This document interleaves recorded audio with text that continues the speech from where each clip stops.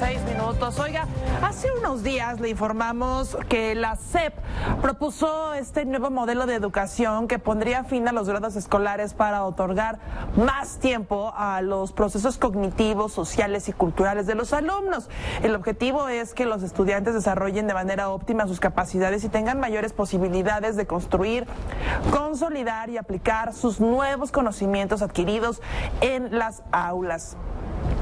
Con dicho modelo, las fases de aprendizaje se dividen, ya lo habíamos comentado, en 6. La primera de ellas se trata de la educación inicial. La segunda es el preescolar. La 3 incluye los primeros 2 años de la primaria. La 4 incorpora el tercer y cuarto año de primaria. El quinto comprende lo que es el quinto y sexto año de primaria. Y finalmente la sexta etapa incluye los 3 años de secundaria. Pero por supuesto que todo esto ha dejado muchas dudas sobre la desaparición de los grados escolares, si les va a ayudar o no les va a ayudar a los chavos, si las fases de aprendizaje que propone la SEP, pues es lo más viable para ellos en cuanto al tema de aprendizaje. Es por eso que agradecemos que se enlace con nosotros a Marco Fernández, profesor investigador de la Escuela de Gobierno del TEC de Monterrey e investigador asociado de México Evalúa. ¿Cómo está? Muy buenos días. Hola, muy buenos días. Muchísimas gracias por la invitación. No, gracias a usted por aceptar. Usted es experto en la materia, pues obviamente dándole una ojeada en cuanto al plan educativo, pues la primera y la segunda fase pues es un poco entendible, pero a partir de la segunda creo que se empieza a complicar un poco más. ¿Usted cómo lo ve? Mira, creo que es importante entender, por un lado, el porqué de la propuesta y, sobre todo, las múltiples dudas y la falta de información que no ha precisado la autoridad para tener mayor claridad de cómo se implementaría esta propuesta de nuevo modelo educativo. Y sobre todo también en esta análisis, en esta discusión, ver si, dadas las circunstancias de emergencia educativa que ha producido la pandemia, en términos de las afectaciones de los aprendizajes, la parte del impacto socioemocional, la caída de la matrícula, el aumento del abandono escolar, la caída de los chicos y chicas que transitaban de la escuela, de la educación secundaria a la media superior, con todas estas afectaciones, sí es el mejor momento de estar discutiendo una propuesta de cambio curricular en donde hay muchísimas adjetivos que ha hecho el vocero del gobierno federal, el señor Marx Arriaga, el director de materiales educativos, sobre esta propuesta, pero que con franqueza hay poco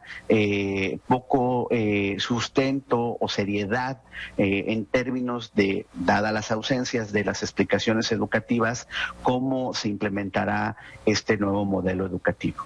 En el caso de la lógica del por qué tratar de hacer este cambio, suena bien en el escritorio, en el papel, permitir más flexibilidad al sistema educativo, reconociendo que las chicas, los chicos tienen grados distintos o diferenciados de aprendizaje a pesar de su misma edad. Es decir, por ejemplo, una chiquita, un niño que por su edad tendría que estar en segundo de primaria, probablemente por los avances en sus aprendizajes que esté más cercano al tercero de primaria, y por lo tanto permitir que se le pudiera avanzar en los sistemas educativos. Pero aquí es donde viene el problema. Por un lado, la propuesta no nos dice cómo tendríamos un instrumento para evaluar estas distintas grados de aprendizaje de los chicos. No nos dice, por ejemplo, cómo habría un piloto para tratar de ir ajustando la propuesta del modelo. No nos dice cómo van a capacitar a los docentes para poder hacerlo una realidad. etcétera, etcétera. Y entonces, cuando se le ha preguntado a este señor Arriaga sobre estas ausencias en las explicaciones del documento de la Secretaría de Educación Pública, sí, se lava las manos y le echa la culpa a otras áreas de la SEP diciendo pues que él no es experto en educación, que él solo es un creyente en la transformación y que por lo tanto mejor le preguntemos a las áreas, por ejemplo, de planeación o encargadas justo de la definición curricular o de la capacitación de los docentes. Y todas estas áreas están mudas. No dicen nada. Y entonces, obviamente, pues esto genera mayor incertidumbre, escepticismo sobre la viabilidad de esta propuesta de modelo educativo, insisto, en un momento en que enfrentamos una crisis educativa derivada de la pandemia y que la autoridad actúa como si no hubiera pasado nada. Muy buenos días, Marco. Le saluda Liliana Sosa de Cero del Estudio. Oiga, pues abonando a este tema todavía está el asunto de los libros y este discurso que también se ha mencionado cuando se presentó este tema del modelo sobre los libros, donde hablan que como los conocemos actualmente solo fomentan lo que desde la presidencia se llama el neoliberalismo y que ahora se va a enseñar a compartir y no a no a competir. Son las palabras que ellos usan. También, ¿cómo va de la mano este modelo con este nuevo cambio que se está buscando? Mira, qué bueno que lo preguntas, Liliana, porque con franqueza, otra vez, todos estos adjetivos que el señor Arriaga lanza para tratar de justificar la propuesta, en donde descalifica, dice que supuestamente la educación hasta ahora ha sido individualista, colonial, neoliberal, etcétera, etcétera, etcétera, pues lo único que esconde detrás de estos adjetivos son prejuicios ideológicos y, la verdad, debilidades en términos de la parte pedagógica. ¿Dónde está en estos libros de texto estas cosas que supuestamente se fomentan hoy desde la educación? ¿Tenemos un problema de aprendizajes? Claramente que tenemos un problema de aprendizajes. Tenemos lamentablemente una mayoría de los chicos que no comprenden lo que leen, que tienen deficiencias serias en el uso de las matemáticas para la resolución de problemas, etcétera, etcétera. Problemas que además se acentuaron con la pandemia. Entonces tendríamos que estar discutiendo estrategias para poder ir resolviendo deudas importantes de los aprendizajes que no se le brinda desde el sistema educativo de nuestro país a las niñas, niños y jóvenes.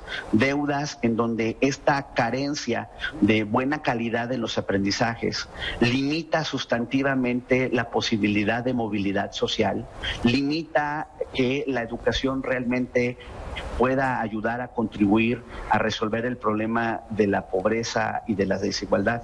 Ahí tendría que estar centrándose la discusión en materia educativa y no en un listado de adjetivos que además, Liliana, una de las cosas que revela la poca seriedad del señor Arriaga es que él fue el mismo que el año pasado hizo la convocatoria para la propuesta de los nuevos libros de texto, claro, en donde cómo nos metimos a una discusión de libros de textos nuevos, cuando justo lo que no hay y no había entonces y todavía no hay ahora es la propuesta de los nuevos planes de estudio a los que respondan estos libros de texto. Entonces, con todo eso, solamente, insisto, evidencia que con franqueza lo que menos preocupa es realmente poder ayudar a mejorar los aprendizajes, que sí hay un problema serio que no comenzó en este gobierno, que vienen de deudas de las administraciones tanto del PAN como del PRI en esta materia,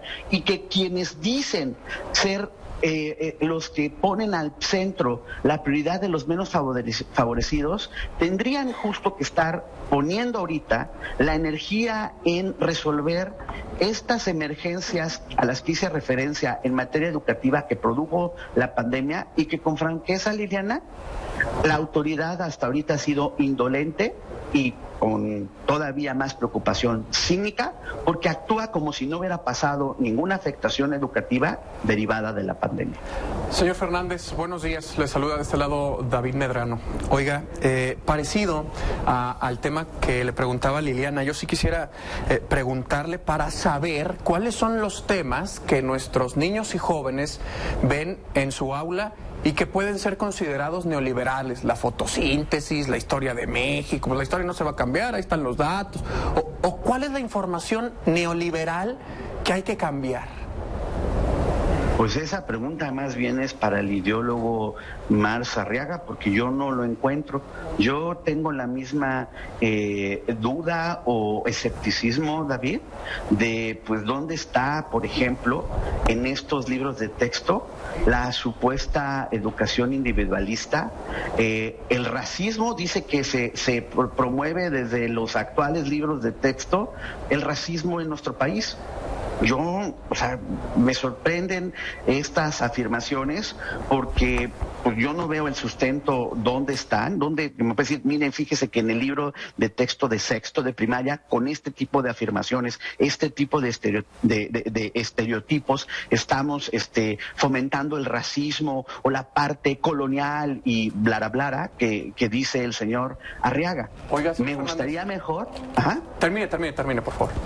No, me gustaría mejor que nos explicara, oigan, fíjense, sí tenemos un problema serio de comprensión lectora y la propuesta es así vamos a capacitar a los docentes para mejorar esto en la parte de matemáticas, el poder impulsar el aprendizaje de la ciencia para poder tener mayor innovación en el país. Eso yo quisiera que fuera la discusión, y eso no tiene nada que ver con que una postura de esta naturaleza fuera conservadora, neoliberal, que porque la gente que criticamos estas cosas nos hicimos ricos de negocios de la SEP. Y le digo, bueno, pues cuéntenme, platíquenme, me gustaría, porque no encuentro dónde están los fondos, y pues si tienen algún documento que digan que hubo esa riqueza, pues que lo muestren. O sea, más allá de la descalificación a los críticos, ¿dónde está la propuesta, insisto, de mejora de los aprendizajes que tanto se necesita en nuestro país? Perfecto, pues muchísimas gracias, Marco Fernández, profesor investigador de la Escuela de Gobierno del TEC de Monterrey. Muchísimas gracias por estos minutos y bueno, pues a ver qué es lo que da a conocer la autoridad, porque nada más como que dio un adelanto, pero no dice nada. Dice algo que no nos hace sentido y que no nos da certeza a nosotros como padres de familia de saber qué es lo que van a tener nuestros hijos en las aulas. Que tengan muy buen día y seguiremos al pendiente. Muchísimas gracias y sobre todo no dejar que la autoridad se haga guaje respecto a la emergencia educativa como si no hubiera pasado nada y regresamos a la vida normal y nadie está resolviendo el problema de abandono, nadie está resolviendo las afectaciones emocionales. Eso es donde tendríamos que estar poniendo el dedo sobre la llaga. Exactamente. Muchísimas gracias. Buen día. Gracias, muy buenos días.